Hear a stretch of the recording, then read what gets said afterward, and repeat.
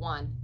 Good morning, and thank you for joining us for this episode of SBB Live. I am excited today to bring on Mr. Andre Santamaria, who is joining us here at Harbor Chase. Harbor Chase, shout out to you. Thank you so much for letting us use your building as a beautiful host site. How are you this morning, Andre? I'm doing wonderful. How are you? Very good, thank you. Now, everybody has a story about what brought them into senior living, so tell me a little bit about yours. What is your why? My why was about 9 years ago. I started with working at a community with seniors, and realized that I didn't grow up with grandparents. Having them so close and having a relationship, hearing the stories that they had to share, the veterans, that all kind of drew me in, and it's just like consumed me, where I want to learn more stories, hear more about their backgrounds, and help them when they're in need.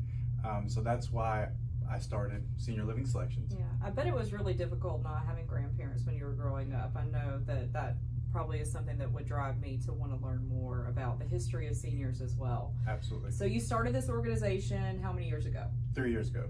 3 years. Wow. 3 years ago this month. Oh, happy anniversary. Thank you. Appreciate it. So tell me a little bit about the company, how you got started, and what your mission is now. So we got started because I always saw the need of resources. There's other places that do it, other organizations that do what we do, but I wanted to go above and beyond with what the resources can be out there in the community, and education.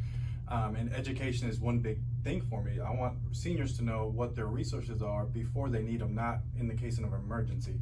So that has always been my goal, to educate.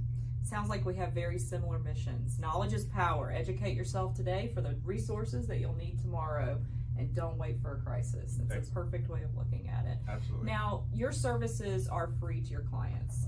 Talk to me about how that works and how you get paid, because seniors are really interested. Sometimes they think, oh, that's going to cost me too much. So talk to me about the process.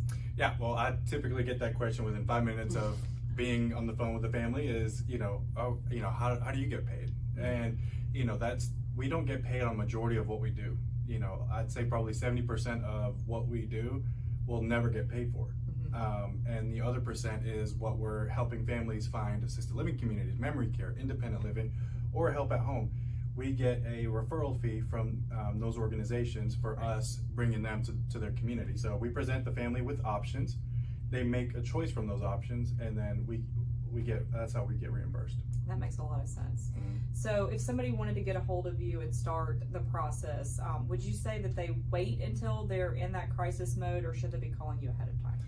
Well, of course, ahead of time. I really think that everybody should have everything in line before needing to move to assisted living, especially the daughters and sons, and whoever's going to be the power of attorney needs to have everything in line before something ever happens. Yes. And that's one thing that we run into a lot is, the families that we're helping, there's no legal documents in place, there's no plan for burial, there's nothing in place for next steps. And, average age is probably around 90 of what we're helping. So, for someone of that age not to have anything, it just surprises us. But, that's the world we live in.